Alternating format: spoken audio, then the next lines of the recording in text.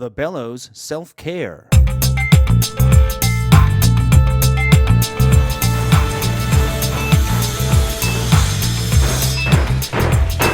right, cut to edge of stage. Great. All right, color frost. Check. 1, 2, 3. Check. Stand by, please. Heads to half, heads out, letting cues 1 through 10, down cues 1 through 10. Hello and welcome back to the Title Block. I'm your host, Michael Cruz, and on this episode we present another session of The Bellows, a monthly informal discussion about theatre production that takes place in Toronto, this time at Theatre Passe-Muraille. Are you sleeping enough? Do you know what enough is? When was the last time you made yourself a meal or spent the day taking care of yourself instead of all of your actors and director? Have you had moments of panic for no reason or felt an unyielding force preventing you from leaving the house and going into rehearsal? Perhaps, like the rest of us, you've been focusing on the show too much and on yourself too little.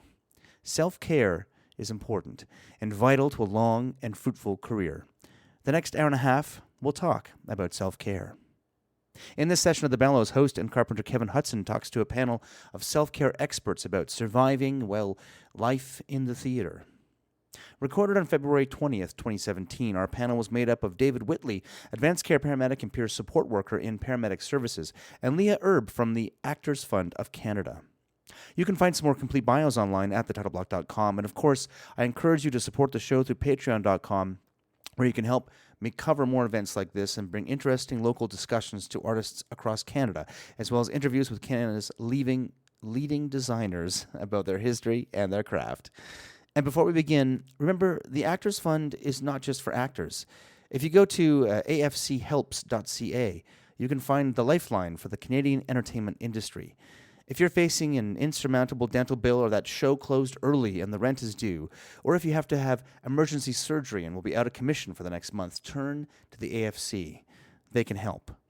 And if you're in Toronto, you can check out the Al and Malda Green Artists Health Centre, who can address injuries and illnesses specific to life as an artist. And now, here's the next session of The Bellows, Self-Care.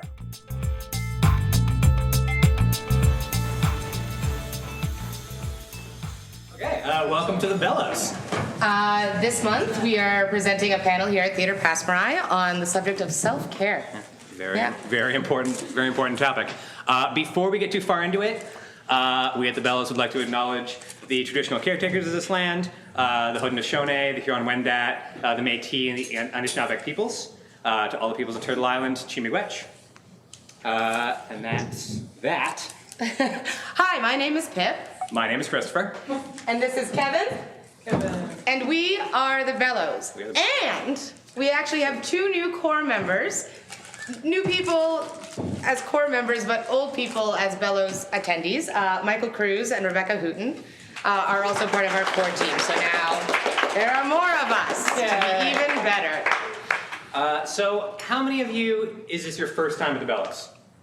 We got a bunch of people. That's awesome. Yeah, man. That's really great. So for those of you who don't know how The Bellows works, we're going to talk for about an hour-ish on a topic. We got 2 amazing panelists who Kevin will introduce. We invite you at any time. We're going to have a microphone. You can ask questions if you have them. So please just put up your hand or flag one of us down and we'll give you the mic. And yeah, we'll talk for about an hour. Kevin will give them some topics to talk about. And then afterwards we'll all just hang out and chat. Yeah, just have some hangouts. Yeah. We do have more panels upcoming. Of course, we do this monthly. Our next panel is on March 20th. And I have titled it, Unlike Death, Taxes Happens More Than Once. Yeah, the return of our awesome taxes panel, one of the most useful things we've ever done. It's coming back. Ian the accountant is coming back. He was great. We're very excited to see him again. And we'll have other panelists as well. And then in April... Yeah. I don't remember what I did. We have a panel as well. We have a panel. In April, there's definitely It's festivals. Yeah. Yes. I'm almost certain it's festivals. I'm 99% positive.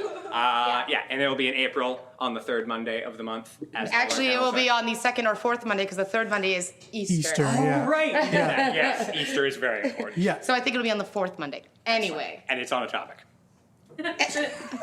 Festivals. It is festivals. It says festivals here.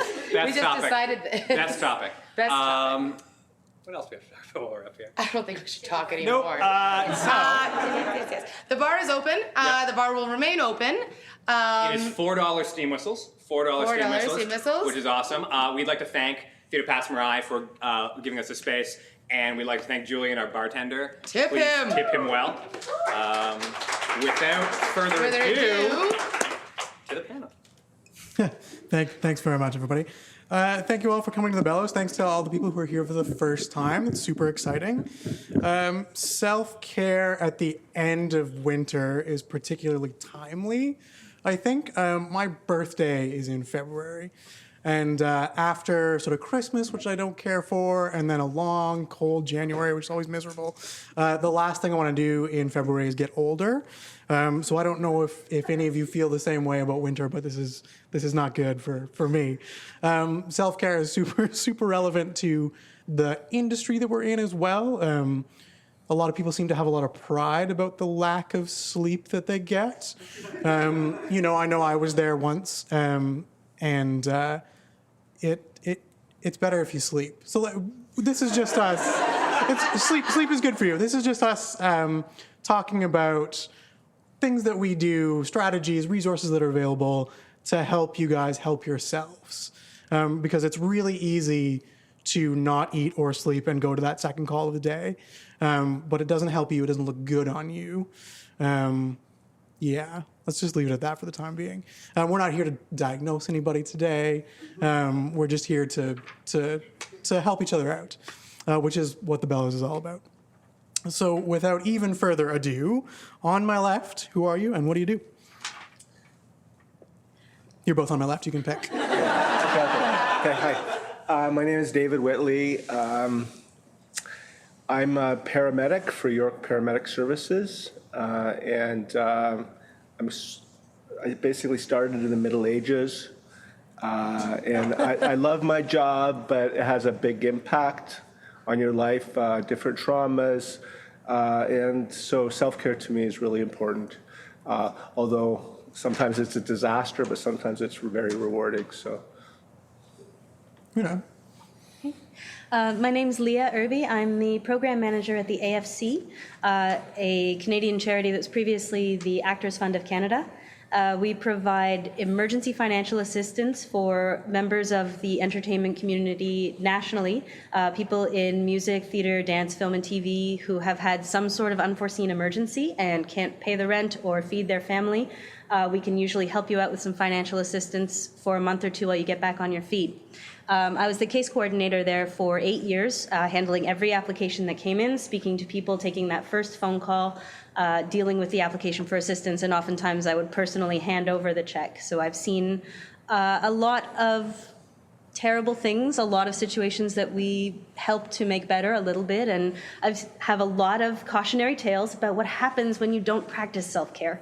I'm now the AFC's first program manager. We just introduced a financial wellness program for our clients, and we're looking to expand into the areas of social work and mental health so that we can reach a broader part of the community in the future and offer more than just a rent check, although a rent check is pretty good. Yeah, rent check is spectacular. And prior to my time at the AFC, I was a singer-songwriter, so not exactly the same as theater, but a lot of the same issues, I think, with the idealization of overwork and the pressure to work for free. All of those things, I think, are pretty common themes. Yeah, for sure. Yeah. For sure. So both intimately familiar with care there, which I like.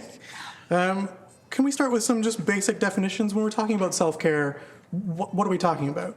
Is it just, hygiene and sleep? Or what else are we talking about?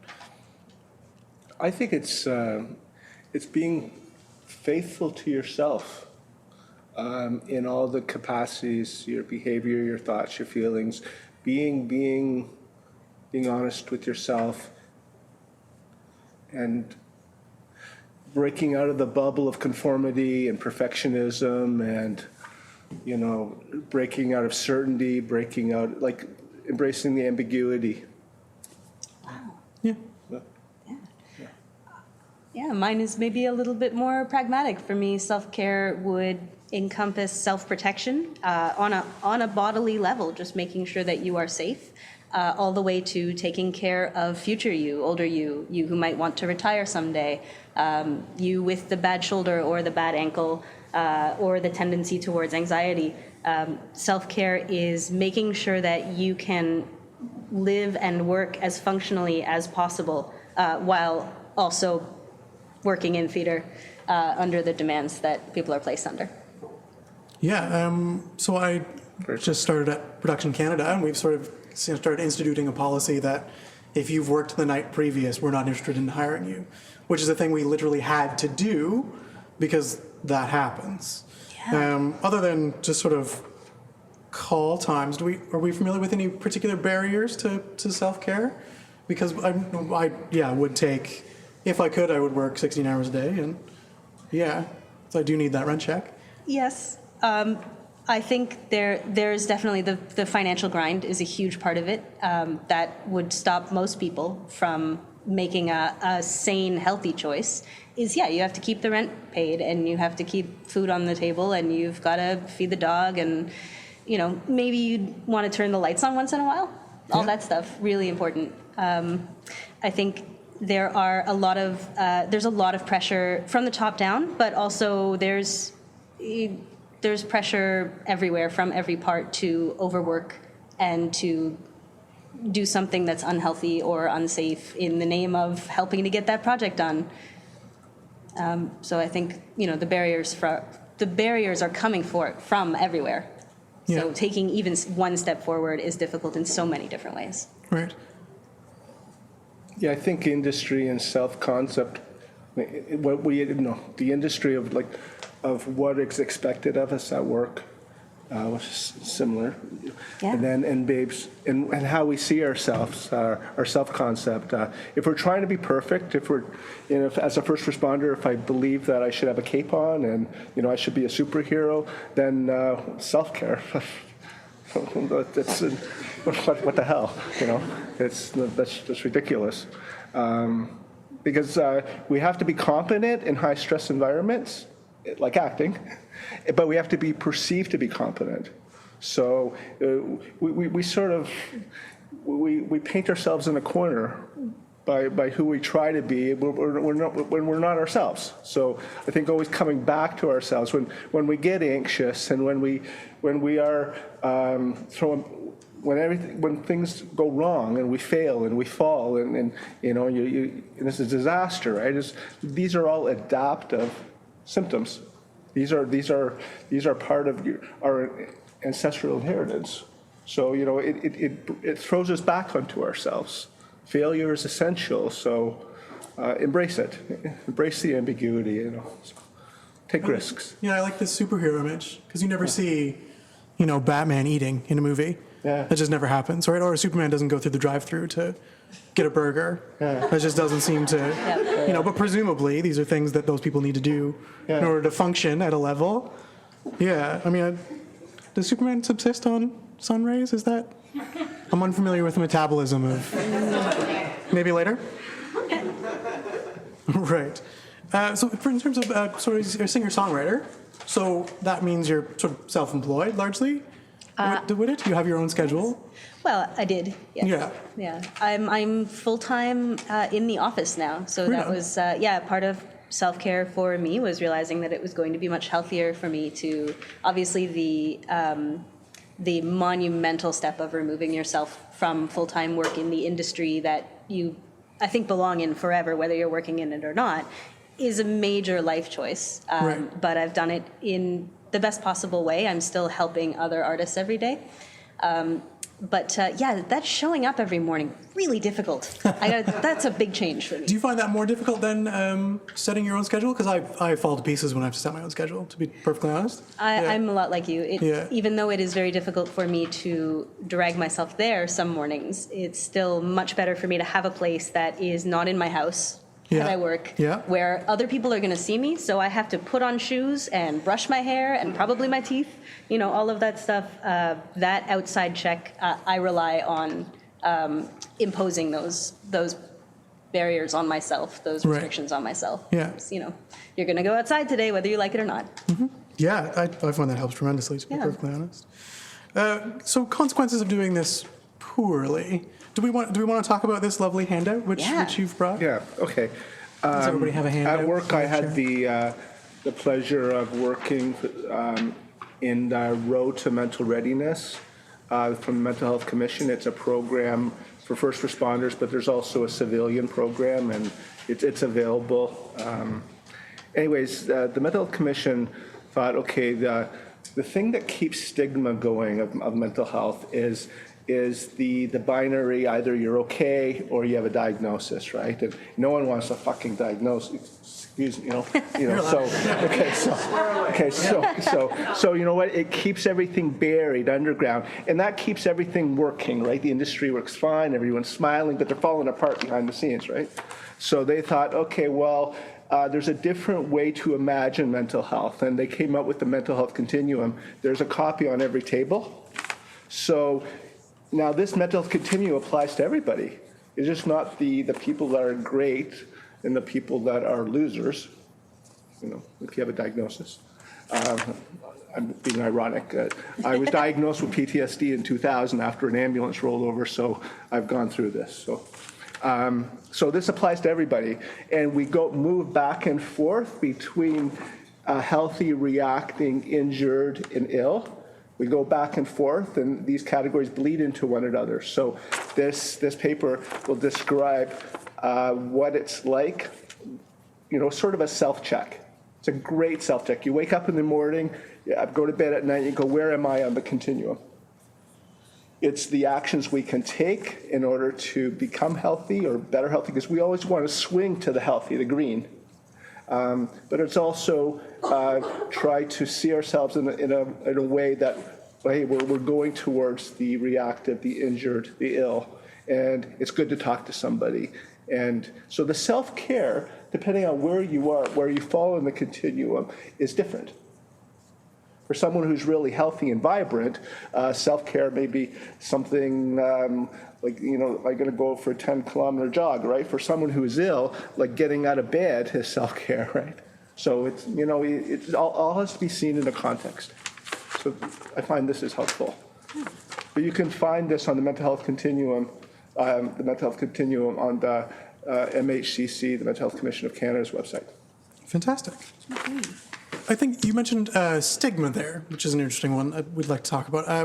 Because as I've said before, so it's different for different sort of, I don't want to say symptoms, but when, you know, somebody hasn't slept for 2 days, it's a mark of pride to still be at work and sort of powering through. Whereas if you haven't showered for a week, you know, the consequences are a little bit more different. Do you find that's true in both of your respective fields?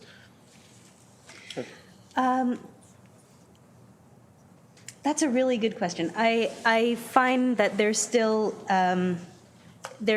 that mark of pride about not getting adequate sleep.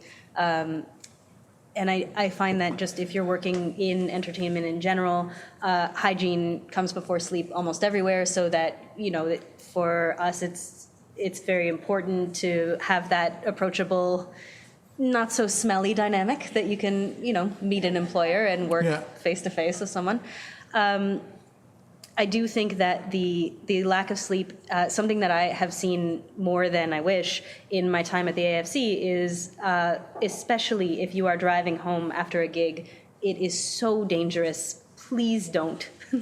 The lack of sleep can really, it leads to accidents in the workplace, and that is definitely part of what I wanted to talk about in terms of self-care, is just not hurting yourself actively or allowing yourself to be hurt.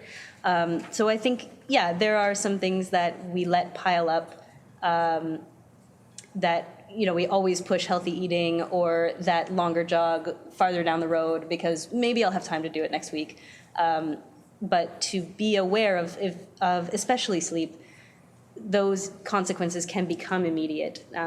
So anything that we can do to try to remove that prize that we put on people's self-sacrifice. You know, it's okay to idealize devotion and to idealize somebody's strong artistic sense or vision or, you know, commitment to the project, but it's not okay to keep idealizing and idolizing these people who are really hurting themselves and possibly hurting other people. So I might have gone on a bit of a tear there. I feel it's strongly great. about sleep. We encourage it. We encourage this. Yeah. Can I do a little experiment? So how many people, by a show of hands, got more than 7 hours sleep last night? That's pretty good. It's pretty good. Yeah. You know, that's surprising, actually. Yeah. I'm proud of half of you. Yeah. So, I mean, because then I'm looking at... It is a long weekend. How many people have gotten 7 hours over the last 5 days? Like, consistently 7 hours the last 5 days? Yeah. That one person. Yeah, 3 people. Yeah. And look at how we all look down on you. We're all like, it's terrible. I'm proud of you. Very proud of you. Yeah, totally. Yeah. And then there's, go ahead. Well, I guess my question would be like, what's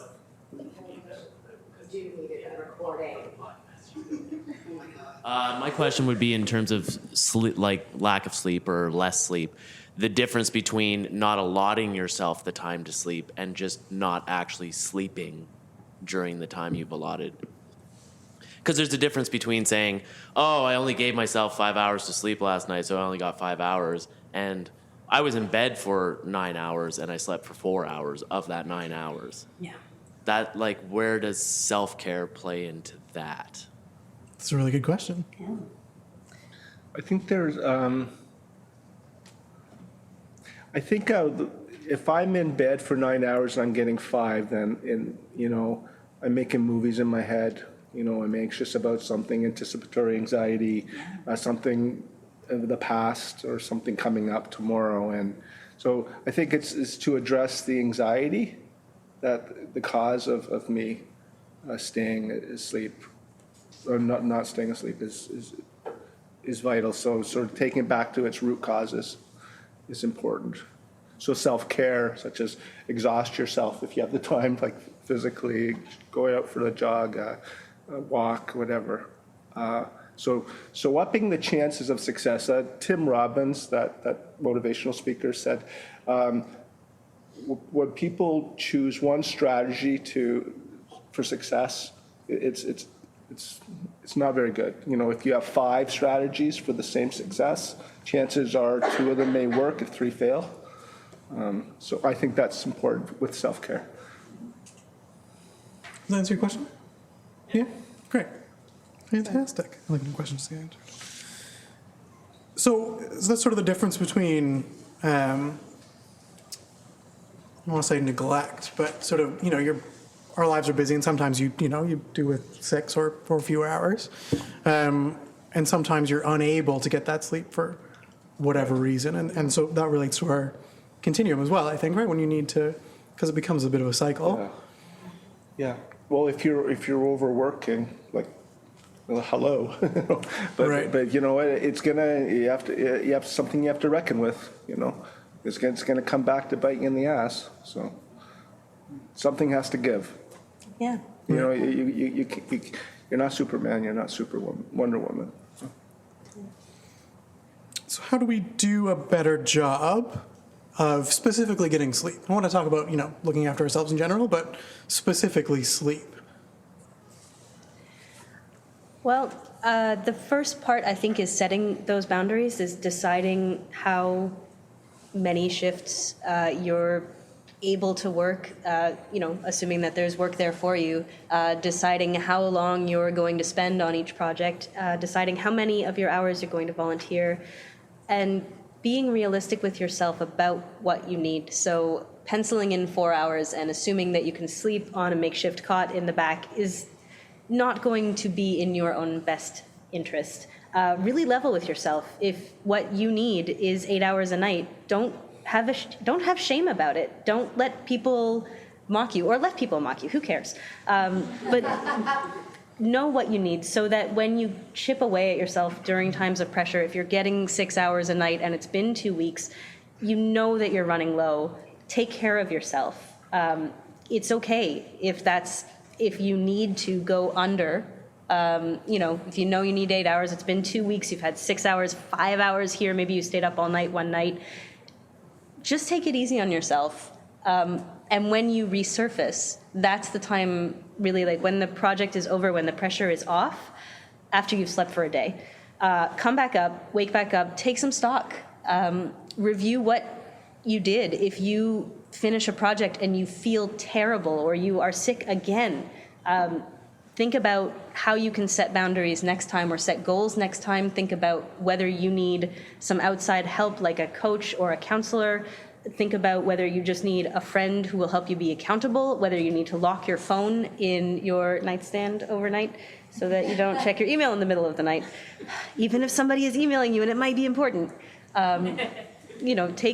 Take those steps that you need, take as much care of yourself as you can, and then come back up afterwards and just like you'd take notes, figure out what you did and what you can do that's reasonable, that you might do next time. And like you said, if you've got 5 options, you are more likely to find something that will work one night. I don't know if that fully answers Yeah, the I think so, question. yeah. The Mental Health Commission has a tool to make goals, the chances of a goal working out, and they use the SMART acronym. If something is specific, it's measurable or meaningful, like there's different, and then achievable, attainable, and it's relevant, and it's timely. If we make goals very, very, very small, so if I'm going to renovate the house, that's probably 100 goals. Yeah. Towards sleep, So, does someone want to try the SMART acronym on a sleep strategy? A specific, measurable, attainable, relevant, and timely. So, does someone want to give it a try? Sure. I mean, what are we looking for? I give it a shot. What are we looking for? Okay, no. Make a goal out for yourself. Yeah. Around sleep. Follow through with this goal? Yeah. No pressure. No pressure. Hypothetically, I could purchase a clock radio, so instead of keeping my phone at my bedside table and Yeah. using it as an alarm clock, and then every time it beeps, I jerk upright, I could perhaps use a clock that is just a clock, and then put my phone in another room. Yeah. Yeah. I'm Yeah. not making a promise. Okay. Time sensitive. When are you going to do it? I mean, it's family day, so you can't go and buy one right Yeah, now. exactly. You're covered. It's fine. So I'm going to finish Tech Week and then go to Walmart or IKEA. Nice. Excellent. Yeah. Excellent. Yeah. Yeah. Chris. Yes? I'm actually just going to, just on the topic, I'm just going to add to the sleep thing because I've been treated before for insomnia, and just in terms of realistic, achievable goals, if you go to your doctor and you tell them, I'm having a lot of trouble sleeping, I have insomnia, give me some pill or something, the first thing they're going to ask you about is your sleep hygiene, which is a real thing, and doesn't just refer to literal hygiene, although that's one of the things they will say is, have a shower, make sure your sheets and everything are clean, make sure your bed is made, you're getting into like a nice, comfortable space. Put your phone away like a half an hour before you go to bed. Like, don't be looking at that bright light. There's a whole bunch of stuff on the topic of sleep hygiene that if you are having trouble sleeping, you should totally look up because that's a real thing. So I rarely do it, but I know that there are definitely strategies that you should employ. So that's a practical thing you can do to help yourself. Mr. Cruz. As I listen and hold the mic at the same time. One of the things that I find important as well is that I try to anticipate when I know I'm going to be going to have the anxiety. So I have to work at 4:30 in the morning, or I have to get up at 4:30 in the morning. I know that the night before is going to be difficult for me. So I have to anticipate and make sure that I put those things especially in place on that night. Or I've got a giant project due on Friday. I know that Thursday and Friday are going to be terrible, so I better plan ahead to know when I'm going to be anxious and it's going to get in the way of my sleep. And sometimes, I mean, it's easy to say, well, I didn't expect, like I was going to go to bed tonight and it was going to be fine. But you can sort of see this stuff coming, right? Like I think you just have to pay attention. So you find yourself making a sort of time budget of to get sleep in? No, it's not about time. Well, we all have goals. whether I meet them or not. No, I was going to say that it's about the one thing I've learned. Like, I can't go out Friday nights. I just can't. If I'm working on the weekend, I used to be able to go out until 6 a.m. and then show up to work at 8 a.m. as an electrician, and it was great. Not a stage electrician. Come on. But that's what you do, right? Climbing ladders, like pushing stuff around. Like, it's dangerous to do that. But we used to do it. I used to do it all the time when I was 20. Now I can't go out. On Friday night, no matter how much I want to go have dinner with somebody, I have to go home from work, and I have to go to bed at 8:30, and I have to sit there until I go to sleep. Like, I can't make plans. So that's recognizing that you have your limits is really important. So. For sure. Yeah. For sure. There's one more question in the back there.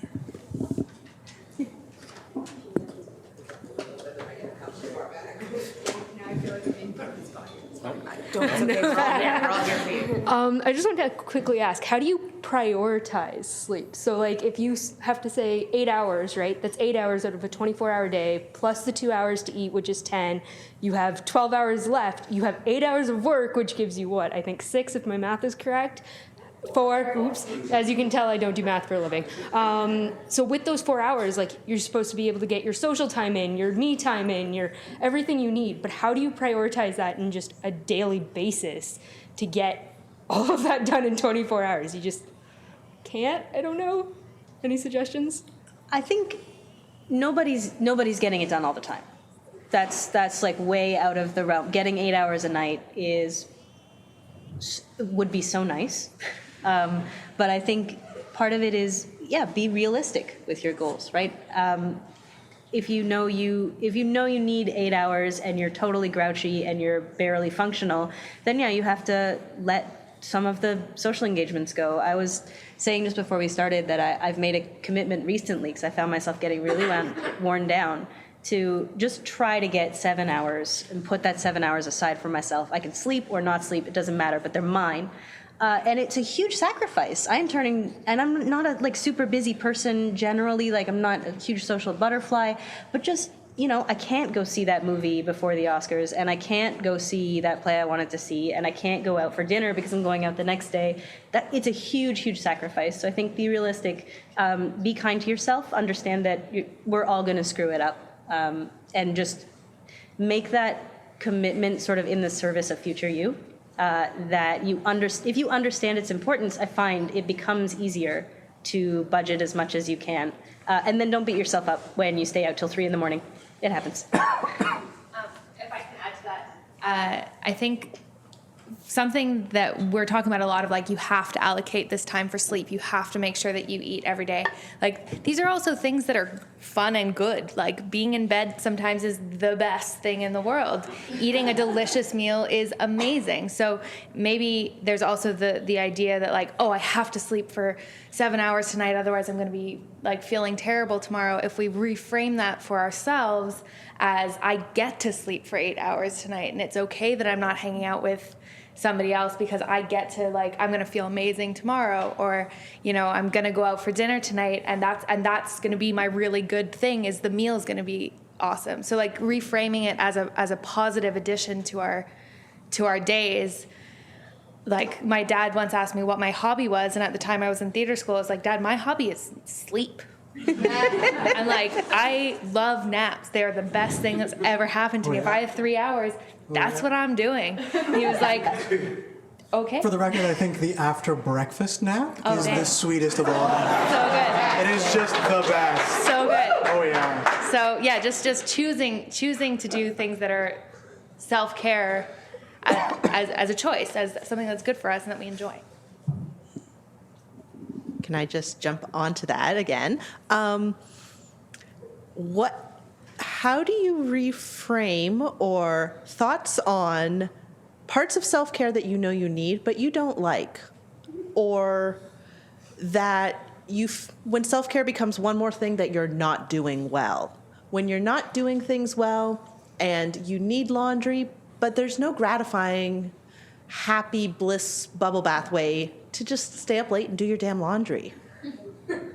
Can I jump on this really quick? So I hate shaving with a passion. I hate it. But I also hate having a beard. So I'm in a ridiculous sort of paradigm here. Kind of, but so I decided to become a even worse douchebag and buy like a fancy razor and like learn to use it and try and make it fun. That was my sort of conceit this last month of like trying to, you can probably see the razor burn in the lights as well. But like, yeah, that was one of my strategies. Maybe you have more educated opinions than I find engaging in the arts excruciating for self-care. Because I love it and I'm in the zone and I find it's mindful and I find a lot of peace. I started oil painting and I started taking lessons. This was a couple years ago, 3 years ago. And I was coming along quite good until, I decided I painted something really well, and the teacher said, Dave, you did a pretty good job. And then because I approached my art wrong.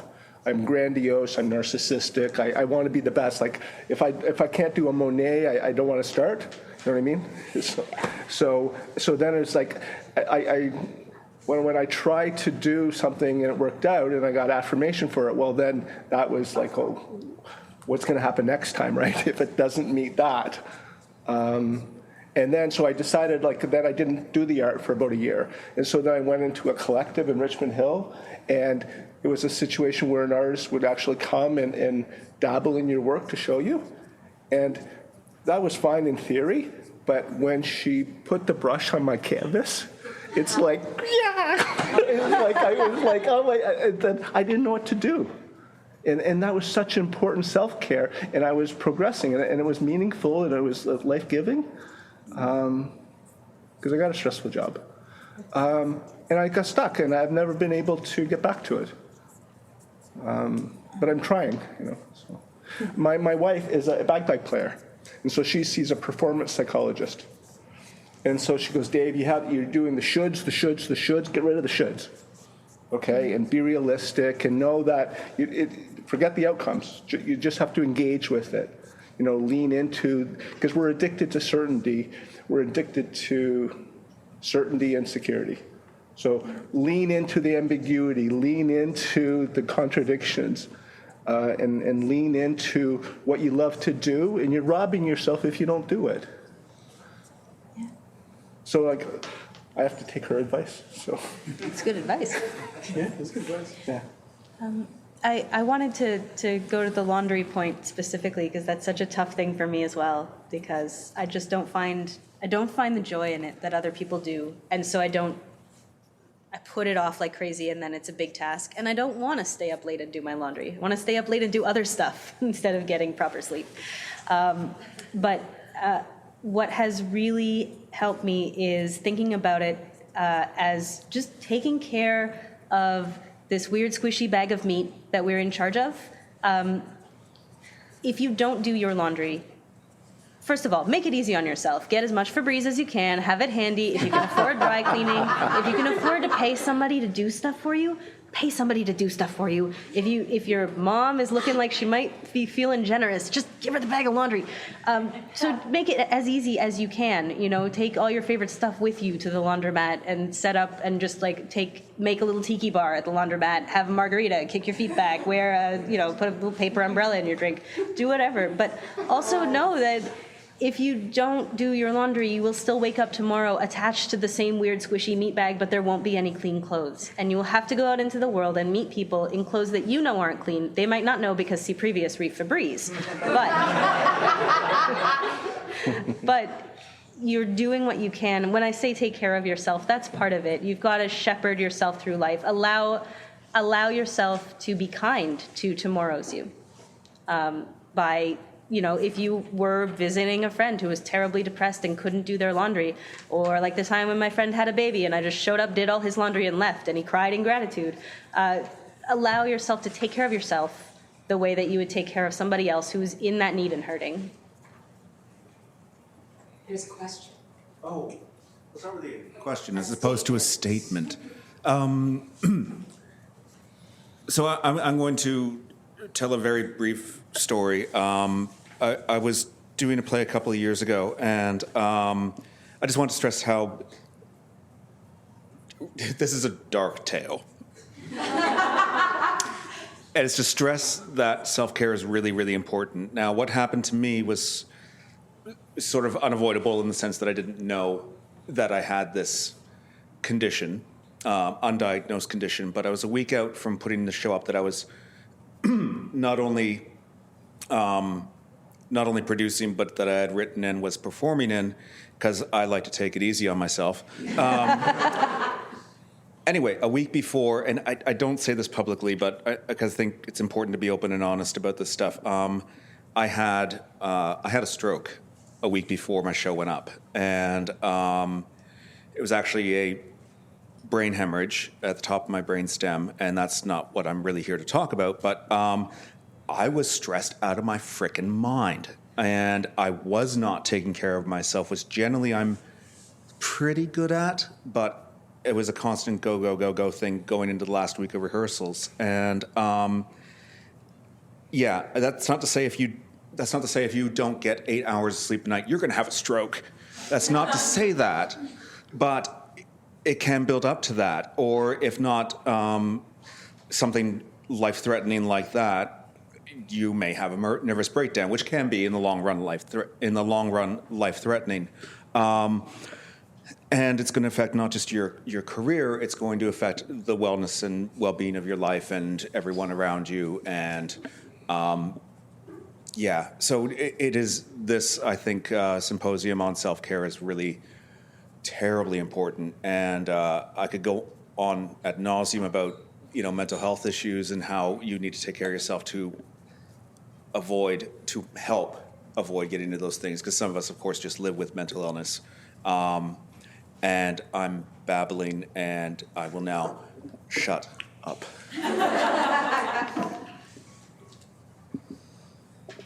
Fantastic. We are putting this on the internet for the record. I hope that's okay. Yeah, for sure. Sandy has words. Sandy. I just had a question about if anybody the has well-rested Sandy. The well-rested Sandy. Yeah. Damn straight. I prioritize my sleep. I just have a question about if anybody has any thoughts or suggestions about how to deal with a producing company that doesn't necessarily value self-care, to value its employees' self-care. The example I give is that I'm knocking everything over on my table. Is that I'm a stage manager. I was with a company where an actor had a family emergency, had to go. Like, that was just how it was. And I found myself up against a producer going, but I'm going to lose money if we don't do the show. And I've seen that with illness, and I've seen it with a lot of different situations. So I'm just curious if anybody has any thoughts about, like, what to do with that producer who doesn't seem to give a shit about people's well-being. I can start off super quickly with the Employment Standards Act. I don't know if it's perfectly relevant to this situation or not, but producers and sort of artists in general own the work in a way that actors and stagehands in particular don't. So there is a pretty well-defined relationship there between sort of owner of a company or a show and an employee. And the owner of a company can do whatever the hell they want, but the employee can't legally, can not work more than 60 hours a week, for starters.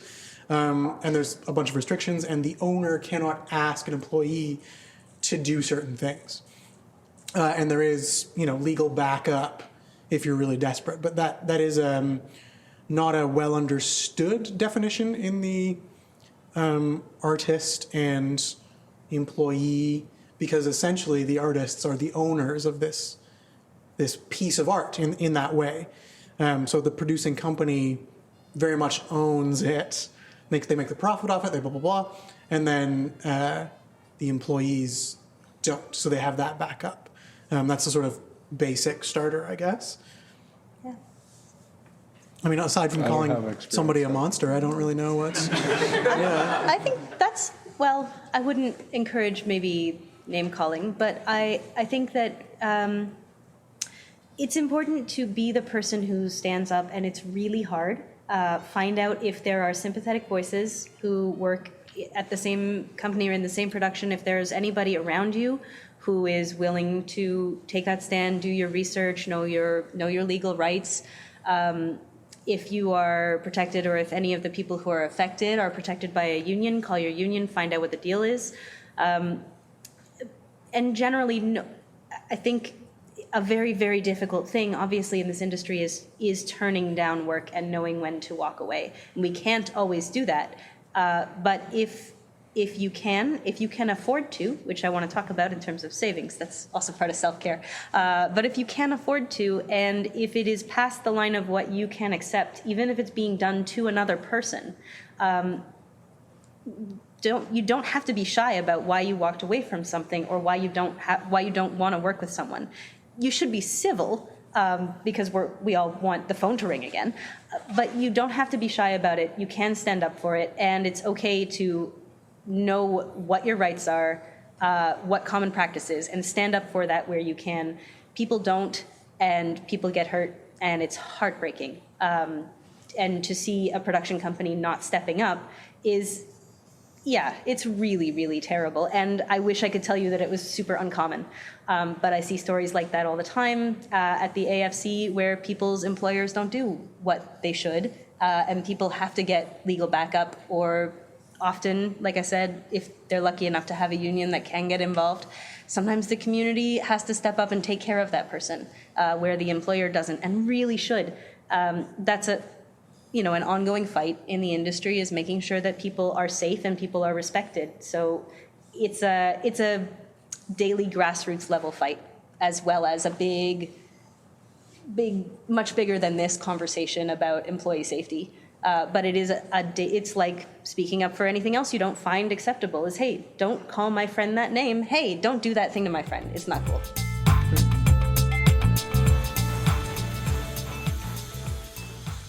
Hi there, I'm interrupting briefly to thank those of you who have chosen to support the title block on patreon.com. I really enjoy doing the show, and I'm not going to stop while I have the time, but it does cost a bit to do the show between equipment and web hosting, not to mention extra mic rentals or purchases to ensure that special events like the Bellows sound as best as I can make them. So I'm asking that you help out to cover these costs and help me to continue to capture the story of Canadian theatre design and production. Go to patreon.com/the Title Block Podcast and donate a couple of bucks an episode. It really helps.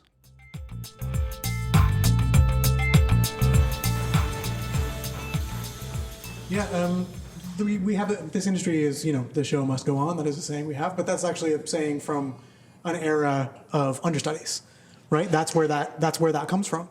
And so if the producing company is serious about never missing a show, they have to take responsibility for that in a particular way. They have to cover themselves in that way. It's not up to the employee to push themselves beyond what is healthy or reasonable. I think one of the things you can also do is make the producer do their own dirty work, right? Rather than having you solve their problem or make that worker work in an unsafe or inhumane circumstance. Very often I have found that if you refuse to do that work for them, they're not willing to do it either. Yeah, that's fair. My God, thank you so much. Yet again, one of the things, because I worked full time in the industry, and then I left and went into what seems like a completely different industry. It gives me a bit of a unique perspective, but I also, one of the things we always used to say, especially when you're doing summer theater and there's 6 of you and you're doing 12 people's work, and you come out at the end of the week and you say, well, yeah, at least no one died, right? We're not no small children were harmed in the production, right? But it's a kind of attitude, right, where we kind of go, the stakes aren't very high. And I think the irony of that statement is that in the arts, the stakes are always extremely high. And I felt more stress working in theater than I have most days working in EMS, which is ridiculous. Yes. First of all. But in EMS, even especially now, we have so much more support than a self-employed artist does. I get sick days, for God's sake. I get a bunch of sick days. So if I want to take care of myself, I call in sick. And as an artist, you can't. Or you feel you can't. And I used to have a lot of pressure from my partner, who was a nurse a long time ago, because he would say, well, why are you going to work today? You're ill. And the answer, of course, as an artist is, well, no one else is going to do my job. I have to show. I have a cue to cue, and I'm the designer. I have to be there. Like, are you crazy? And I think that attitude, I want to know how many times people have asked if they could do that. Because I think if you just sort of say, I'm really ill and can't get out of bed, I'm not going to show up at the cue to cue today, then the producer goes, oh, okay, well, I'll schedule another rehearsal, or I'll do something else, or we'll do the cue to cue. Like, there's always a solution that we don't allow. We don't even give the producer or ourselves the opportunity to make that choice. We just assume that we are absolutely indispensable 24 hours a day, and we dig ourselves into this hole and find ourselves having a stroke, or neglecting, or getting a divorce, or breaking up with our partner, or alienating ourselves from our family. And I think that there are more choices than just that. There is always another choice, and I think that we have to pay attention to that as artists as well, and respect that, and demand that the producers also respect that for us as well. Wow. Yeah. Fantastic. Sorry, was there a question in the back? Do you want to go for it? Yeah. Because the microphone doesn't go that far back. With due respect, I think that in the independent world of producing, especially in theater, that's not realistic. I don't think you can put that onus back on the producer and expect to see any results. I think in the days where we have like 3 and 5 day tech weeks, and that's just what the money is. There's not enough resources to imagine rescheduling a thing like a lighting focus. So although I appreciate the sentiment of the comment, and I think that that's absolutely where we should be aiming, and in lots of industries that are protected by unions, that's maybe a little bit more realistic, but I don't find that in my world I could imagine implementing that. Yeah, I understand. The brief pushback against that is that if we can't afford to do what we do humanely, then, let's just let that hang. Yeah, totally. I'll just let that hang. To get a little bit lighter, so we talked about budgeting very briefly, and I know you want to talk about budgeting. I always want to talk about budgeting. I love talking about budgeting. So just quick plug, our next panel is on our taxes reprise. And if you haven't listened to the podcast of last March's taxes panel, it was bonkers. It was really good, but it was bonkers. We did not necessarily touch on budgeting. We touched mostly on just taxes. Budgeting is a big part of that. And if we can start very briefly, because we touched on this as well, with time management. So the ESA says we can't work more than 60 hours in a week if we're an employee, which is a nice sort of barrier to keep yourself to. 40 hours a week is sort of, it's quote unquote standard work week. Do you recommend scheduling some time in there for self-care? Should we be putting hours aside in a week to just do laundry or that sort of thing? Nobody else is going to leave you those hours to yourself is the short answer there. People will take as many hours as they can get from you, and there is always something else to do. For sure. So, and as I said, even just setting a tiny goal of 7 hours of sleep, the potential of 7 hours of sleep a night it's been like 2 weeks and I am fed up. Forget it. I'm ready to go back to 5 because there's always something else to do. So if you're finding that you're sliding to the right on that continuum, on that if you're going from healthy to reacting and you're feeling injured, then yeah, you do have to start scheduling it because you want to prevent an emergency. Or at least I hope you do. I do. Yeah, show of hands, everybody here is good at scheduling, right? Everybody? Yeah, okay. Fantastic. Yeah. Which means you're the best at scheduling. Yeah. And you never miss. Yeah, for sure. So when this topic was announced at the Bellows, and being a resident old fart, I did my first professional theater job, I think, in August of 1983. So I'm pretty tired. But back then, it was pretty normal for a theater season to be 6 shows, and now it's often only 4. And so my mathematical brain is saying, so we are doing only 2/3 of the work we used to, but it is actually harder now. And it's not just about money. So one of the other things for those of you who don't know, I'm still for a week or so working as the executive director of Associated Designers of Canada. I went to look at the gap between when designers are contracted versus opening night, and it's been systemically shrinking. And so this has a huge trickle-down effect on everyone, on the director who doesn't have a collaborator. It has a trickle-down effect certainly on the shop and the production manager who doesn't know who they're scheduling.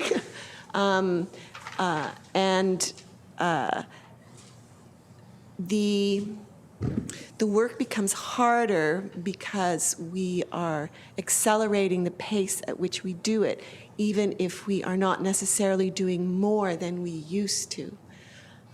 I would like to think that production managers are somehow uniquely placed within the industry, that they could sometimes, not always, put a stick in the spokes of the hamster wheel that we're on. But I see it's become habitual that we apply for the last available grant as opposed to the grant 2 deadlines before, so that we know what kind of money we have. I see it happening also in how quickly we're expected to market shows, because so many of the decisions that allow you to speak about a show intelligently have not been made, right? So I think asking, and again, it also creates stress on the individual who doesn't know that they have work coming down the pipeline, and so fills it with all these teeny tiny jobs that, psychologically are like the mosquitoes that drive the moose mad. I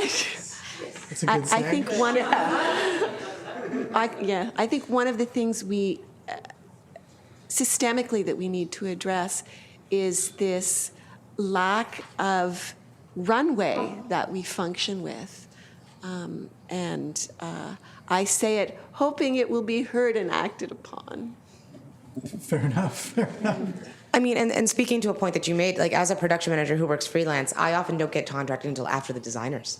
I get hired very late in the process. Yeah. So it's a systemic thing. What's that? Resident production managers. I mean, in theory, they should know the season. Yeah. Oh, then they're like putting out fires that are already happening. Yeah. Well, I can only think of one production manager who exists without a venue. Like there's however many hundreds of companies in the city. Many of them don't have production managers. Yeah, most of them don't. I think only the ones with a venue do. Yeah, but even ones with a venue. Yeah. Like if you think about it, like Crow's doesn't have a resident production manager. Right. At this point. Yeah. Even the theater center has a production manager / facilities coordinator. Yeah. So it's not real Yeah. So it's just a thing. Those positions are. We prefer our rare productions unicorns. unmanaged, for the most part. Our production is unmanageable. Yeah. Speaking of production managers, let's talk about a budget. Yeah? I love budgets. Well done. Yeah. Financial self-care. Now, the AFC, as I said, what we do is we provide emergency financial assistance for people in the arts who have had something out of the blue happen to them. Sometimes that is illness and injury. A lot of the times it is because we don't have adequate health coverage. Sometimes it is separation. Sometimes it's emergency relocation. I have had people call me after a fire. I have had people call me after bed bugs. I've had people call me after a divorce. I've had people call me. No, I've never had fire and bed bugs, but pick your 2 of those 3, and I've heard it happen to one person in 1 week. Life happens all at once. It's very, very important for us because we don't have the traditional fallbacks of somebody who has a full-time job in a corporate office to take care of ourselves financially as well as physically, emotionally, everything else. If you take a 101, a budgeting 101 or a personal finance 101 course, they will tell you, all right, first find out what your salary is and then budget accordingly. That is not helpful for any of us because we don't, what even is a salary? Find out what you need to survive. That would include, and I mean survive, like a roof with lights on and heat and enough food not to starve. Those, like one really bad month with no income, find out what that is, that you can stay alive and safe. Above that, find out what you need to stay secure. That's where I get into your emergency fund. Probably anybody who's taken any kind of financial literacy or financial wellness course has heard about this mystical emergency fund where people somehow have 3 to 6 months worth of income just sitting in a bank account. That is for people who are self-employed and what they're now calling precariously employed. Now that this type of employment is becoming more widespread and is not just within the arts, it has a real name and people are studying it because it's something that apparently needs a lot of attention. Meanwhile, artists and people in the arts have just been quietly dealing with it for ages.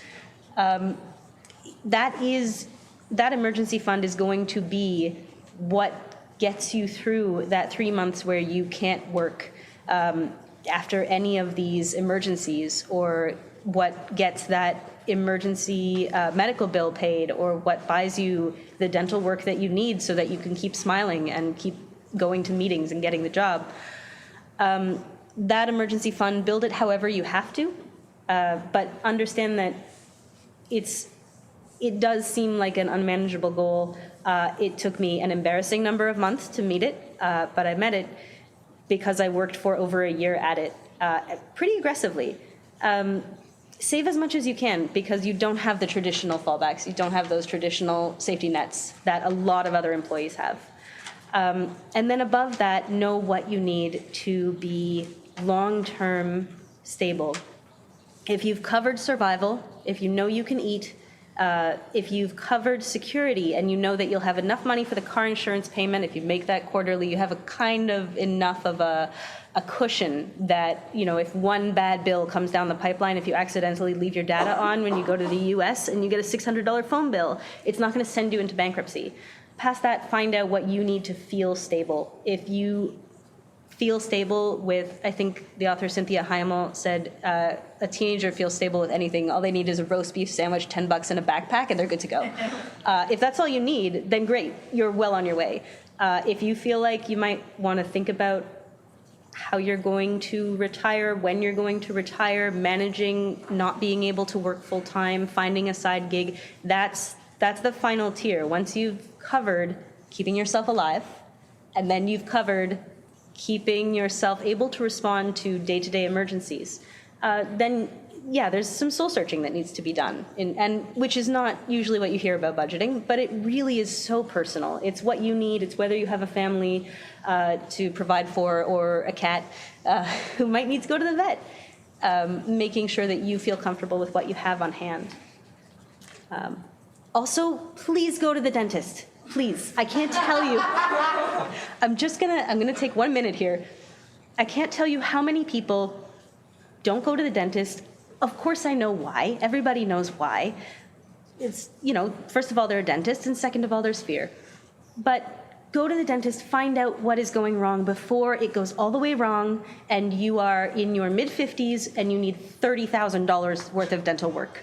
Because that happens, I'll just say a lot more than I thought it would. So I would say floss, but we're talking about realistic goals. So floss if you can. Go to the U of T dental school. If the wait is too long, go to the George Brown Dental School, and they will get you, it takes forever. Put your name on the list. It's called the WAVE Clinic. They will get you an exam. It's $20. Just go every year if you can manage. Go every 2 years if you can't. In the same vein, find a family doctor. You can sign up online with Health Connect, I think is the name of the service. Healthcare Connect. Healthcare Connect, thank you. Perfect, yeah. even if you don't love your family doctor, the first goal is to get one, and then you can figure out how to find one that you love. Fantastic. Well, it's the whole ounce of prevention philosophy, right? Like if you put in the $20 a year to get whatever, then Yeah. it avoids $30,000 later. Yeah.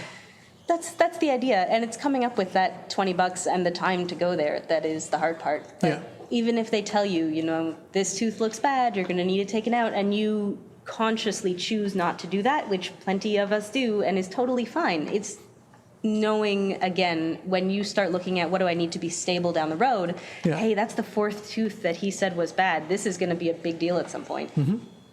Yeah, and speaking of just $20, if you put away $20 a week, it's $1,000 a year. So $20 a week is not insignificant. It's difficult sometimes. Like I had to quit smoking to do it, but yeah, $20 a week is actually a big deal if you look at it over a couple of years. Absolutely. Yeah.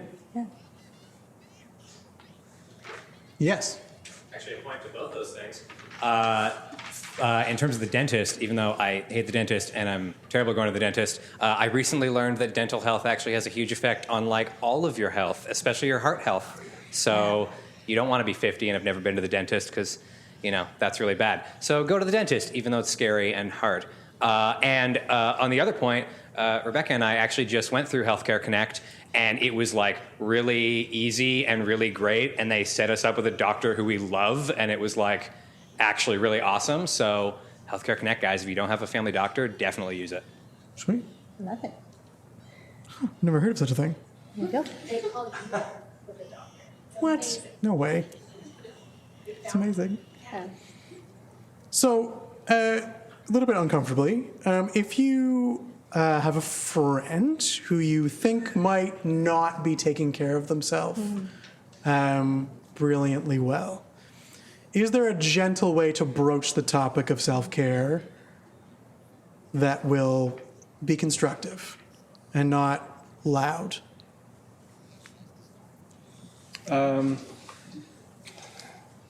Well, you know what? Yes and no. I think if you sort of encourage them with your own story and how it's important for you and some of your successes and failures, that you don't set yourself up like as you're preaching to them. You know, there's some affiliation, you know, you could draw an alliance with them, but be really direct because they're not going to like to hear it. But a year down the road, they're going to say, well, you know what, everyone was bullshitting me, but that person was honest with me. Fair. So, you know, try a gentle but firm and honest way. Yeah. And be with them regardless if they're successful or not. I hear that. Yeah. Yeah. So honesty is the best policy. Yeah. It's very difficult to let go when we feel that somebody that we love needs that help. But I think that you can't force someone to come to that realization. It's very, very difficult to get somebody out ahead of their own problems. I think it's impossible. Yeah. I suspected as much. Start by bringing food. You show up with food. Yeah. I brought lasagna. Are you doing okay? Always good. Yeah. Yeah, you know what? That's fantastic. Yes. Yeah. Sweet. Yeah. So we talked about budgeting briefly. Can we talk about some other resources that might be available to people who are feeling the heat, as it were, or the cold in the wintertime? Mm-hmm. So we talked about our mental health chart here. What was the name of the institution?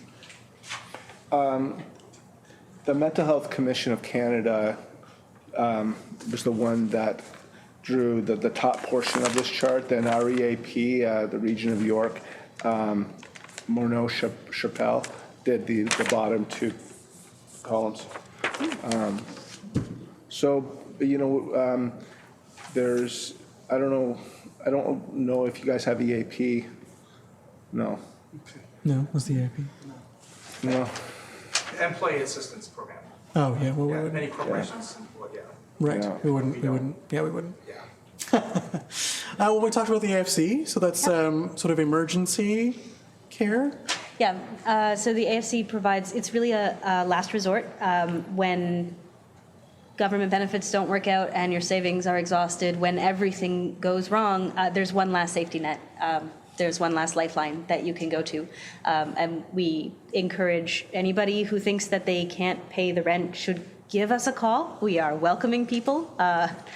We will always, it'll often be me. It will sometimes be our case coordinator, Shandell. It's me and Shandell. That's it. We'll take your call.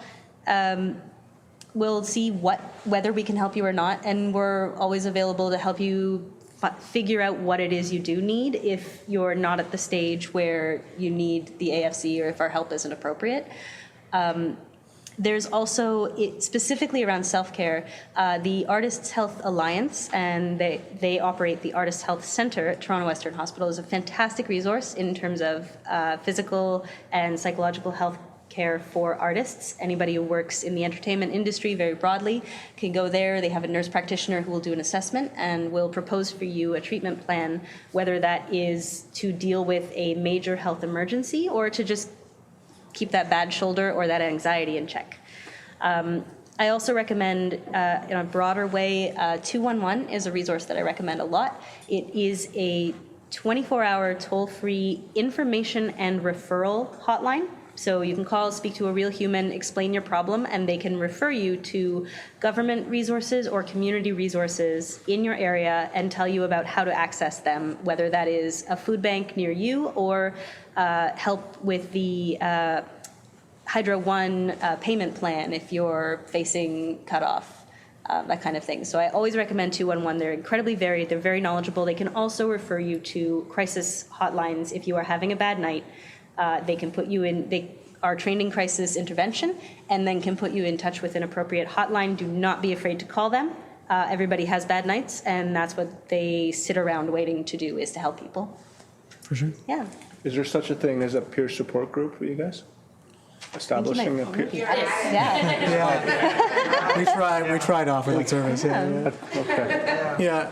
To be perfectly honest, I mean, my career started at that bar, which is why we try and have this event here, because it's been tremendously helpful for me to be able to sit and talk about work over beers. It's the best way to do it. Yeah. No, I was just going to ask if you need a referral for the Artists Health Center. Not to my knowledge. I believe you can self-refer, but again, call the Artists Health Alliance, and if you can't, they will help you get there. Thank you. We actually have information for the Artists Health Alliance, and we'll probably post it on our Facebook page. We were supposed to have a panelist from there tonight, but unfortunately she couldn't come. Yeah. For amusingly personal reasons, ironically personal reasons. She practiced self-care appropriately. Indeed, indeed.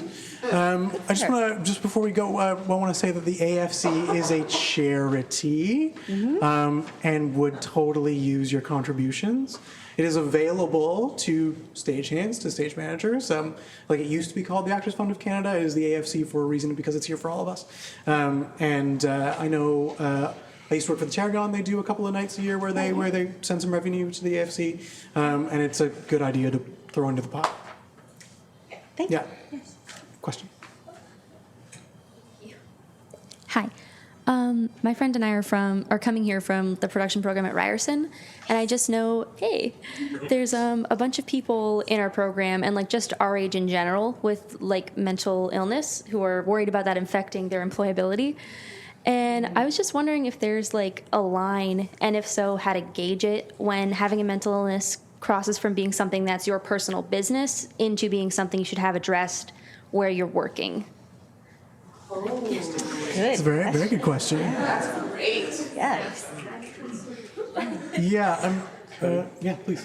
Employers are not allowed to ask you your history. Okay, so there's no obligation to come forward. And I think that's a private issue, and yet peers sort of will have a rule to be able to help keep the person on track, to encourage self-care and seek help.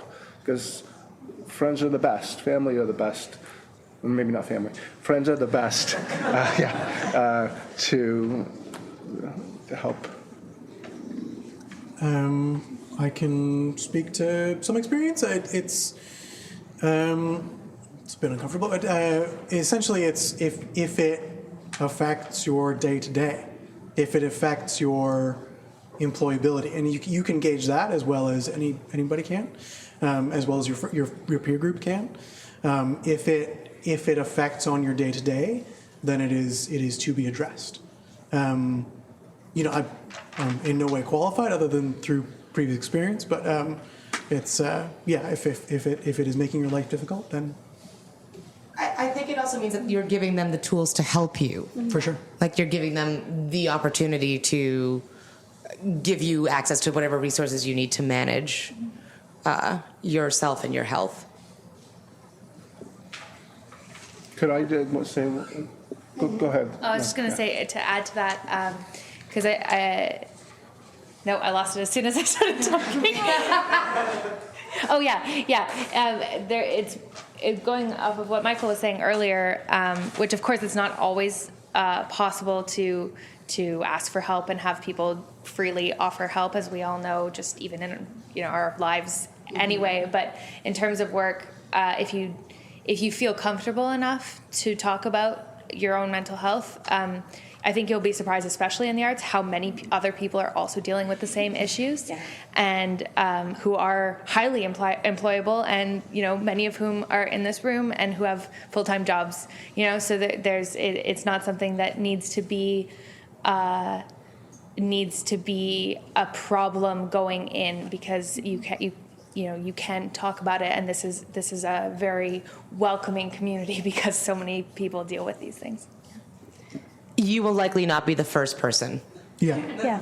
Like, for sure. You're not going to be a unicorn. Yeah, certainly not alone. Yeah. Well, I would say, just if you're coming into the industry, unless it's going to affect your ability to actually do the job and do it safely, there is no need to talk about it before you get the job, unless you are concerned. That's if the employer thinks that you can do the job, that's their job to assess you. Disclose it if it's a safety concern. Otherwise, like Pip said, you're going to be surrounded by understanding people, like we all said. And we like to overshare. It's true. Yeah.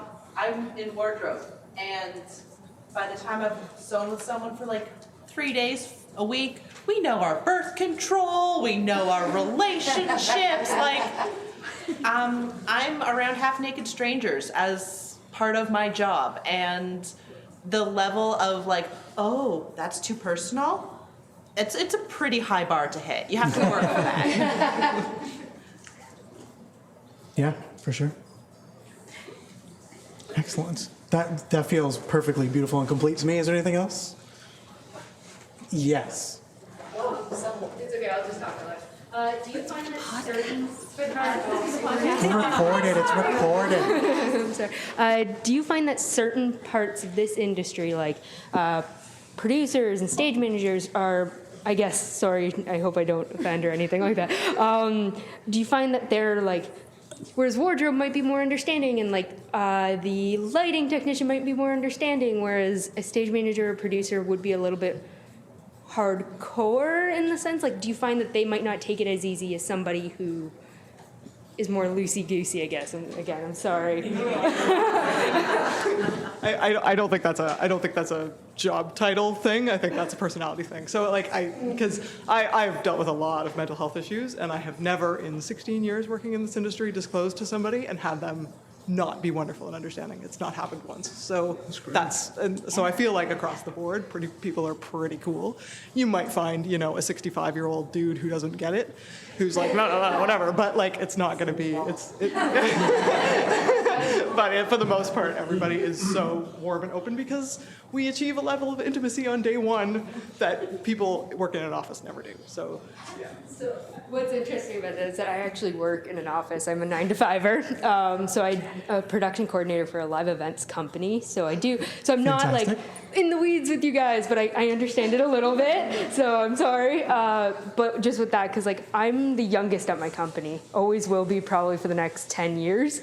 So just for me personally, it's one of those like, if I disclose, is it okay to disclose, or is there any penalties if I don't disclose that and something happens? In the sense of, let's say, I know there's a couple people at work who might have anxiety or depression, and that it sometimes gets inflamed during certain times or on site or something like that. And it can cause problems on site, right? Like that's a huge thing when we work with billion-dollar companies. And so in that, if you don't disclose it and something does happen, can anything happen to you as an employee? No, I don't think so. No, not at all. There's nothing? No. Okay, cool. And yeah, there is good question. no sort of legal requirement for anybody to disclose, as far as I understand. No. Sorry. Thank you. Just one last thing, just on this issue. One of the things that we've gone through in EMS in the past 5 years is a normalization of discussing these kind of issues. And so we can now have, it's not 100%, we have a long way to go, but people are actually openly having discussions about their PTSD, about their depression, about their anxiety, about their sleep disorder, about their mental health. And I think that the more that we can encourage, first of all, I think that there's probably a lot of fear around disclosing still, even though lots of people have had good experiences in their workplace with being accepted and feeling taken care of, that there's still a lot of fear, I think, around disclosing this. And so I feel like if there is a way to encourage people who are maybe feel a bit more courageous to share their stories and to form groups that people can feel like they can go to as a safe space in the workplace or at school, or the more that happens, the more these kind of problems aren't a problem as far as fear and anxiety about the workplace. So I don't know. Do you guys have at Ryerson? Is the university providing any kind of services, mental health services for? I imagine they do. Like a little bit. It's hard to get into. It's about a 2-week waiting period. Oh, really? Right. Unless it's emergent. Unless it's emergent. I know at the OAC, I know somebody who works at Ontario Arts Council. What's it called? OCAD, not OAC. And they have a artist mental health unit or a support worker that works within a medical clinic. God, let me find out who it is. Find out more about that. Yeah, I'll find out more about that. But anyways, the more you can encourage that, I think that the better that we all are, right? For sure. Yeah. This is taking us off on maybe a tangent. I'm sure, Kevin, you have this written down probably as a question. But I was thinking on this kind of track where we're talking about like support systems within. Can anybody think? Do you guys have types of self-care that we might not think of? Like asking a friend to talk about your mental health, that's a form of self-care, is saying, can I tell you about my mental health issues? That's a form of self-care. So like maybe are there any types of self-care that we haven't yet talked about that we might not talk about otherwise? I don't know. It's a pretty broad question. Can I just, and this is sort of abstract, but it can be concrete, is that when I was diagnosed with PTSD, before I was diagnosed with PTSD, I was a disaster at work. I assaulted a patient. I loved my job. I was empathetic. I was compassionate. And then I started like not giving a shit anymore, right? So the way that I was able to create self-care, but to be able to open up and help others, was that with empathy and compassion. If you show empathy and compassion to one person, there's a lot of high research. It's called Altruism Born of Suffering. It's award-winning research from 2008 from Pennsylvania, is that you're compassionate to one person, they're going to be compassionate to someone else, and then that reduces the stigma like tremendously. And people are, like Michael said, people are opening up, people are being supportive, and it spreads like wildfire, and the stigma is like reduced like to like 95% of in some circles. When people start talking about I hate my therapist for this reason, and another person says, yeah, I love it for that reason, and and you start seeing this among people who are perfectionists and who are afraid to open up sometimes for fear, right, of being judged. So I'm thinking that that's a little self-care tool, that just be open and supportive to your colleagues. And that's self-care, because it comes back to you. Yeah, and I mean, like, I'm not saying that we're counselors, and I'm not saying that we are the best resource for this, but I mean, one of the reasons we founded this organization, the Bellows, is so that we all had this space. You know what I mean? Like, if you guys have any questions, if you're looking for more resources based on, like, the panel we did tonight, like, all of us have done a little bit of research into it. We have things for that. Like, you can always reach out to us. Like, that's why we're here. Mm-hmm. I have hands in the audience. Thanks. So I just want to say, when I produced that show after I got off my after I had my stroke and recovered, because I personally live with mental illness and a few other issues. When I booked rehearsal space and stuff like that, I booked one of the days around my AA meeting. So because I have, fortunately, a lot of sobriety time. So, but if I was doing another show, and I would just be open and honest and say, look, I could, not tell everything and say I have a doctor's appointment or I have a meeting that I've commitment to in a production like one night a week for 2 hours. It probably, in this industry, probably wouldn't be too big of a deal at all. But frankly, I don't know if you guys know this, but in this industry, there's a lot of addiction issues. So it's not unheard of to have somebody in especially a big production. There's probably someone in recovery. So yeah, and I just want to share that. And for the type of work I've been doing over the last couple of years, I'm very open and honest with everybody, and I probably always will be for people who I hire to work with me, just about where I am in my life with recovery and with living with mental illness and such, and thank you.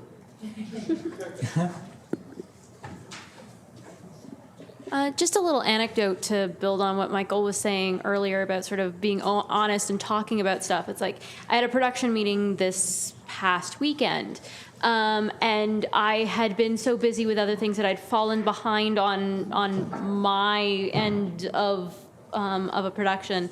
And knowing that just kept kind of pulling me into a spiral of anxiety of, well, I'm behind, but now I can't catch up. And I tend to, it was the same thing in university. I had a paper due, keep putting it aside until you're trying to do it on the night of. And it's just sort of this anxious circle because, just certain things aren't firing in my brain the right way, and I just can't get to it. And knowing that I was behind and that I hadn't done something, and then knowing I had to walk into a meeting and sort of feeling like I had to explain myself was giving me even more anxiety. And I'm coming up with like, okay, well, what do I say? How do I bring this up so that it doesn't seem like that I'm not the worst person and everybody hates me because I haven't done this I haven't done this stuff. And then kind of sitting there and kind of realizing, I'm just going to go in and be like, I'm really sorry. I fell behind and it made me anxious and I just could not get past that.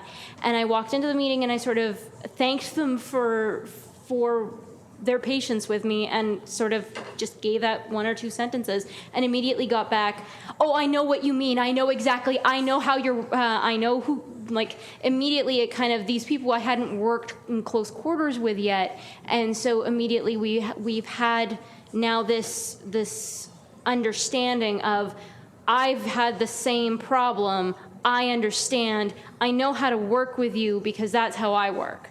And that it then made it so that I found it easier to get out of my hole because I knew that there were other people who were kind of probably in a similar hole on the other side. We just had to kind of burrow through to get to each other.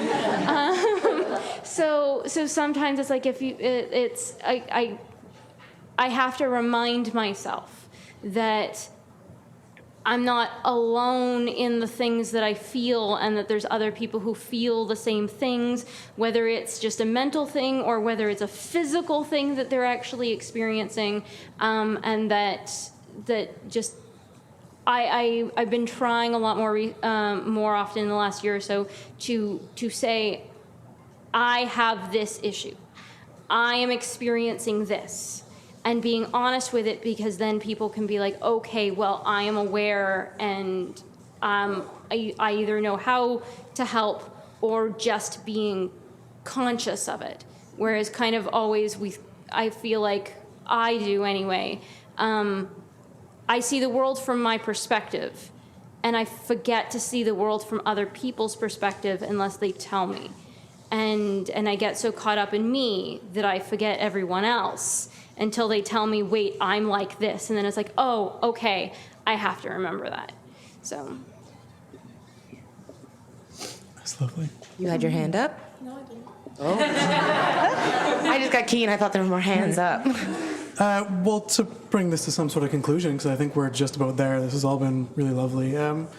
One of the things, just to continue in the same vein, we'll wrap this up, but one of the things I really like about sort of working in this industry is that even when, I talked about earlier, there's that certain sort of stagehand who's a little bit crude and takes all the calls at all the time, doesn't really sleep very much and doesn't necessarily shower all the time. If you get that dude one-on-one and you tell him something, generally he will listen. There's just something about this industry that sort of person is not dismissive. They're lovely. And it might be a question of, maybe you don't get them when they're talking to their bro, but if you get them one-on-one, they will understand. There's just something about the people we work with, and I'm continually surprised and enriched by that revelation. I think we're good. I think that's a great way to wrap up. For everyone. Okay, It's a great. wrap-up question. Yeah. It just I was just gonna say when you get home, in terms of like maybe everybody, because I know we all have our like one top tip of this is how I take care of myself. Rebecca. Yeah. No, I'm doing the wrap up. You're not. Why did you like that? I'm new. I'm sorry. No,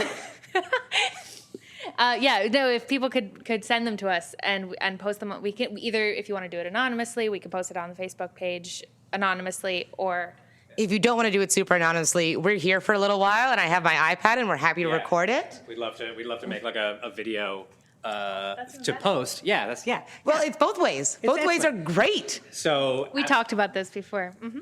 I found out about it mid-panel. Absolutely feel free to send your tips to the Bellows, and we'll post on the Bellows page. We also plan to post a lot of the resources we talked about tonight. So we'll post all that on the Bellows. I had never heard about 211. Yeah, I knew Yeah, it's 211, huge. but 211. Yeah, that's awesome. Also, for all of you here, if you'd like to come up afterwards and maybe be a part of a little short video, we'd love to include some of these really amazing tips from you guys on the Bellows Facebook page. So come on up and chat with us afterwards. Yeah, thank you all again so much for coming. It's super great to have so many people here. And we're really excited about all the discussions and the conversations we had tonight. And we hope to see you again come March to talk more about taxes. Yeah, amazing. So thanks a lot. Hang out, and we'll see you out. And thank you to our panelists. Like, really, guys, just thank you so much. That was amazing.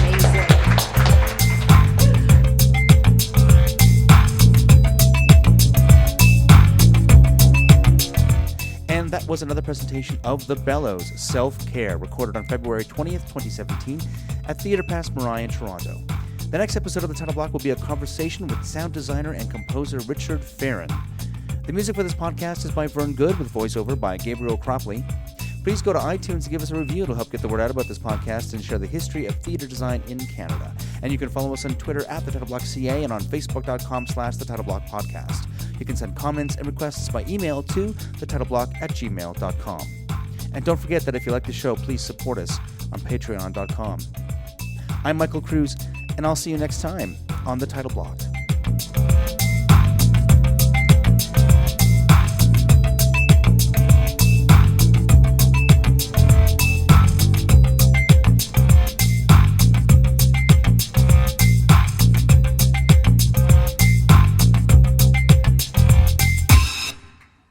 Go. drink, tip your bartender.